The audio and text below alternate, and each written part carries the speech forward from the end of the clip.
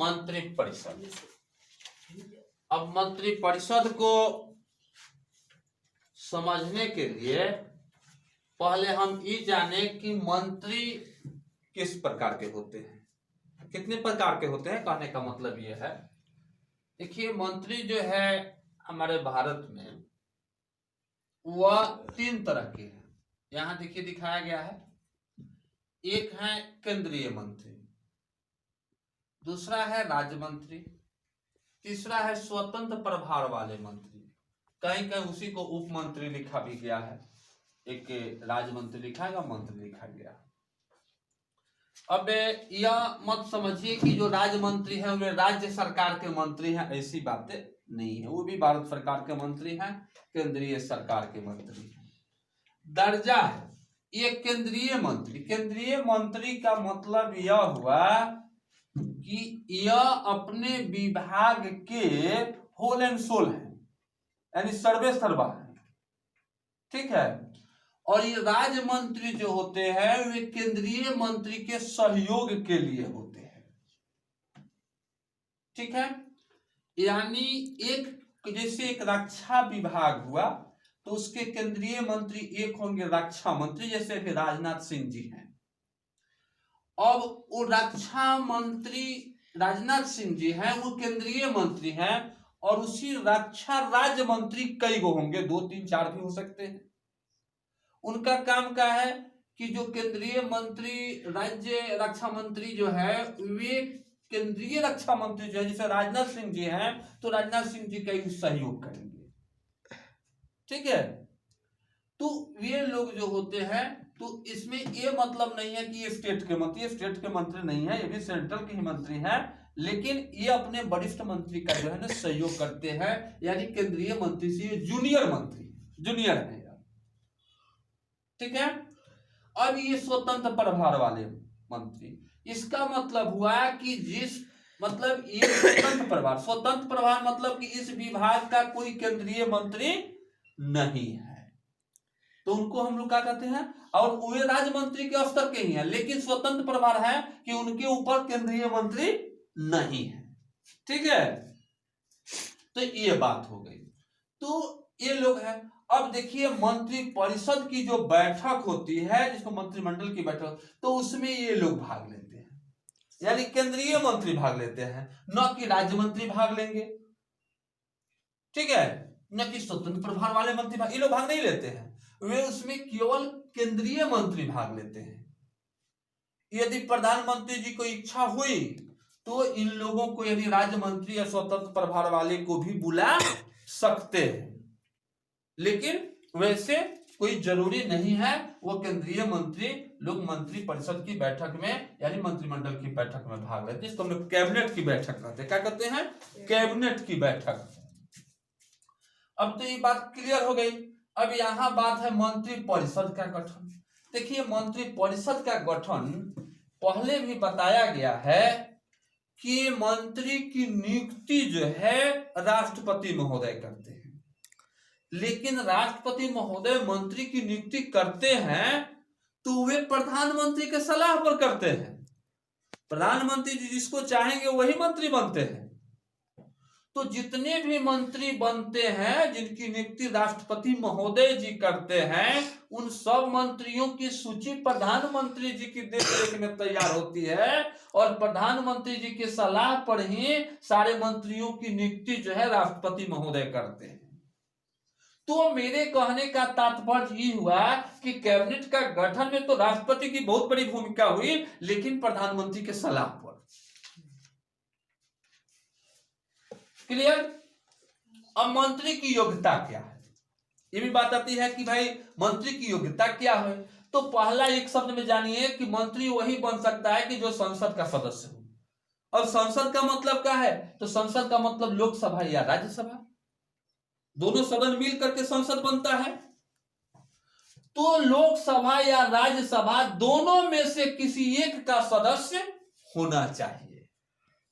मंत्री वही बनेगा केंद्र में, केंद्र सरकार का मंत्री वही बनेगा, प्रधानमंत्री मंत्री उसी को बनाने की सिफारिश करेंगे जो लोकसभा का या राज्यसभा का सदस्य होगा। लेकिन एक बात और हम कहना चाहते हैं, यदि प्रधानमंत्री जी चाहे आज दोनों सदन में से, यानी वो संसद का सदस्य नहीं है, दोनों सदन में से किसी का सदस्य नहीं है, फिर भी यदि प्रधानमंत्री जी चाहे उसको, किसी व्यक्ति को, तो प्रधानमंत्री जी मंत्री बना सकते हैं। लेकिन हमारा संविधान कहता है कि वैसी स्थिति में यदि कोई किसी सदन का यानी संसद का सदस्य नहीं है और उसको यदि मंत्री बना दिया जाता है, प्रधानमंत्री जी सिफारिश कर देते हैं, राष्ट्रपति जी मंत्री बना देते हैं, तो वैसी स्थिति में उस व्यक्ति को, जिसने मंत्री बना है, उस व्यक्ति को 6 महीना के अंदर या तो लोकसभा या तो राज्यसभा, इसमें से किसी एक का सदस्य बन जाना होगा। यदि नहीं बन पाता है तो उसको स्वतः अयोग्य करार देते हुए उसकी बर्खास्तगी हो जाती है। क्लियर? अब मंत्री परिषद की बैठक होती है। बता दें कि मंत्री परिषद में हमारा जो फर्स्ट रैंक का मंत्री है वही भाग लेते हैं। ए रैंक का लोग भाग नहीं लेते हैं। राज्य मंत्री और स्वतंत्र लोग भाग नहीं लेते हैं। प्रधानमंत्री की इच्छा जो भाग भी ले सकते हैं। अब मंत्री परिषद की बैठक होती है, ठीक है ना। अब मंत्री परिषद की बैठक होती है, बहुत सारे प्रस्ताव पास होते हैं, ठीक है। अब आपको यह लगता है कि मंत्री परिषद का अधिकार क्या है? मंत्री परिषद का अधिकार क्या है? देखिए, एक और उसके पहले अधिकार में जाने से पहले हम मंत्री परिषद की कार्यकाल पर थोड़ी चर्चा कर ले। तो मंत्री का कार्यकाल कितना दिन का है? तो मंत्री परिषद का कार्यकाल जो है 5 वर्ष का होता है। लेकिन यदि प्रधानमंत्री जी की बीच में भी इच्छा हुई तो मंत्री परिषद भंग हो सकती है। तो हम यह कह दें कि मंत्री परिषद का उम्र जो है प्रधानमंत्री की इच्छा पर निर्भर होता है, तो इसमें कोई दो दिक्कत नहीं होनी चाहिए, ठीक है ना। उनका उम्र कितना होगा यह प्रधानमंत्री की इच्छा पर निर्भर करता है, ठीक है।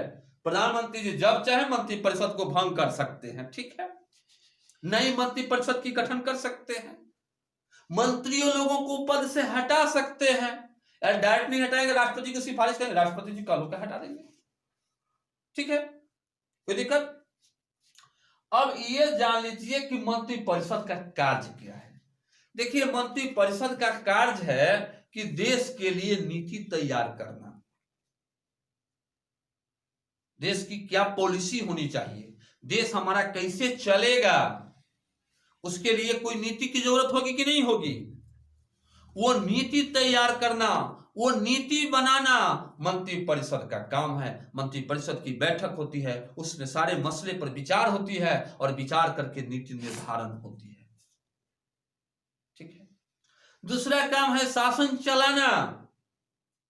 मंत्री परिषद, प्रधानमंत्री जी मंत्री परिषद की बैठक बुलाते हैं। वो बैठक में जो है हर विभाग की कार्यों की समीक्षा होती है और यह विचार होता है कि किस प्रकार से देश का शासन अच्छा से चले, माने बेहतर ढंग से चले। तो वह जो है ना उसकी का निर्माण होता है कि शासन अच्छा से चले, ठीक है। आगे उसका काम, एक और काम है मंत्री परिषद का, नेक्स्ट जो कार्य है वह सुनिए, अधिकार जो है बजट तैयार करना। आप लोग देखते हैं कि हर साल फरवरी महीने में बजट पेश होती है, सरकार बजट पेश करती है। बजट का मतलब लेखा जोखा, हमारे जो देश में उपस्थित जो संसाधन है उससे कितनी हमने आमदनी होगी और हमें लोगों की आवश्यकताओं की पूर्ति के लिए हमें कितना खर्च करना होगा, ठीक है ना। इसका लेखा जोखा तैयार होता है जिसको हम बजट के नाम से जानते हैं। तो मंत्री परिषद का काम है बजट तैयार करना, ठीक है। उसके बाद योजना बनाना। योजना बनाना का मतलब मंत्री परिषद योजना बनाती है कि हमारे देश की जनता को कल्याण कैसे हो, देश की जनता के कल्याण के लिए योजना बनाई जाती है। कौन सी योजना चलाएं, कृषि के क्षेत्र में कौन सी योजनाएं चलाएं, बीज योजना चलाएं, ग्राम योजना चलाएं, कि सिंचाई योजना चलाएं, कि स्वास्थ्य के क्षेत्र में कौन योजना चलाएं, हमारे देश की रक्षा व्यवस्था मजबूत हो उसमें भी कोई जरूरत है तो उससे संबंधित कोई निर्णय लें, ठीक है ना, हमारे देश के लोगों की वित्तीय स्थिति मौजूद हो उस सब संबंधी कोई निर्णय ले। इस सारी चीज के लिए योजना बनाना होगा, प्लान बनाना होगा कि नहीं बनाना होगा, और वो प्लान को बनाना, वो प्लान को लागू करना, ठीक है, ये काम है किनका, मंत्रिपरिषद का है। फिर आगे काम है मंत्रिपरिषद का कि कुछ नियुक्ति संबंधी काम है। तो कहिए कि मंत्रिपरिषद कौन लोगों की नियुक्ति करते हैं भाई, तो मंत्रिपरिषद के सलाह से ही राष्ट्रपति महोदय विदेशों में राजदूत की नियुक्ति करते हैं। राष्ट्रपति जी मंत्रिपरिषद की सलाह पर ही आयोग के सदस्यों को नियुक्ति करते हैं। जैसे चुनाव आयोग हुआ, जैसे लोकसभा संघ लोक सेवा आयोग हुआ, ये सब आयोग है ना, इन सब की नियुक्ति करते हैं। महालेखक परीक्षक की नियुक्ति ये सब मंत्रिपरिषद की सलाह पर ही राष्ट्रपति जी करते हैं, तो ये भी अधिकार है। तो उसके बाद एक और बड़ा अधिकार है संकटकालीन अधिकार। यदि देखिए किसी राज्य में यदि राज्यपाल सिफारिश करता है, केंद्रीय गृह मंत्रालय को लिखता है कि इस राज्य में जो सरकारें चल रही है वह ठीक से नहीं चल रही है, संविधान के अनुसार नहीं चल रही है, ठीक है, संवैधानिक संकट पैदा हो गई, मतलब संविधान के अनुसार नहीं चल, मतलब संवैधानिक संकट पैदा हो गई, नागरिकों को जो संविधान के द्वारा अधिकार मिला हुआ है, ये जो अभी के वर्तमान राज्य सरकारें हैं वह नागरिकों के अधिकार को जो है ना अवहेलना कर रही है, उल्लंघन कर रही है, यहाँ पर शांति भंग हो गई है, लोगों का जीना दुर्लभ हो गया है, सारी व्यवस्थाएं जो है ना चौपट हो गई है, संविधान के अनुकूल नहीं चल रही है। ऐसी रिपोर्ट यदि केंद्र को प्राप्त हो जाए किसी राज्य के बारे में तो तुरंत कैबिनेट की बैठक होती है और कैबिनेट विचार करती है कि आखिर वो राज्य की स्थिति क्या है, उसकी स्थिति की समीक्षा करती है, जरूरत होती है तो टीम भी अपनी भेजती है, और यदि वो राज्यपाल के या जो भी रिपोर्टें वहां से आई है उससे यदि वो संतुष्ट होती है तो आपातकाल की घोषणा भी कर देती है, ठीक है, जिससे आप यह समझते हैं कि राष्ट्रपति शासन लागू हो गई, ठीक है। तो कैबिनेट का जो है ना एक बहुत बड़ा अधिकार है संकट की घोषणा करने का अधिकार, ठीक है। तो इस प्रकार से हमारे देश में जो है ना कैबिनेट यानी हम यह सब कहें कि संघीय मंत्रिपरिषद का बहुत बड़ा जो है ना अधिकार है, ठीक है। अब एक पॉइंट लास्ट में आती है कि उसकी वास्तविक स्थिति क्या है मंत्रिपरिषद की। देखिए हम तो एक शब्द में यही समझते हैं कि मंत्रिपरिषद की वास्तविक, ऐसे तो मंत्रिपरिषद के बहुत सारे अधिकार और कार्य हमने बताया, लेकिन हम जब उसकी वास्तविक स्थिति के आकलन करना शुरू करते हैं तो हमें यही पता चलता है कि मंत्रिपरिषद प्रधानमंत्री के इच्छा पर निर्भर करता है। प्रधानमंत्री यदि चाहें तो मंत्रिपरिषद को भंग कर देते हैं, प्रधानमंत्री के शायद मुझे तो यह लगता है कि प्रधानमंत्री की इच्छा के बिना मंत्रिपरिषद कोई निर्णय ही नहीं ले पाती। प्रश्न होगा कि ऐसा क्यों? इसलिए कि उस मंत्रिपरिषद की अध्यक्षता प्रधानमंत्री जी करते हैं। उस मंत्रिपरिषद का कितना उम्र होगा यह प्रधानमंत्री की इच्छा पर निर्भर करती है। तो आपको अंदाज लगा सकते हैं कि क्या वह मंत्रिपरिषद प्रधानमंत्री की इच्छाओं के विरुद्ध क्या कुछ कर सकता है? क्या नहीं कर सकता है।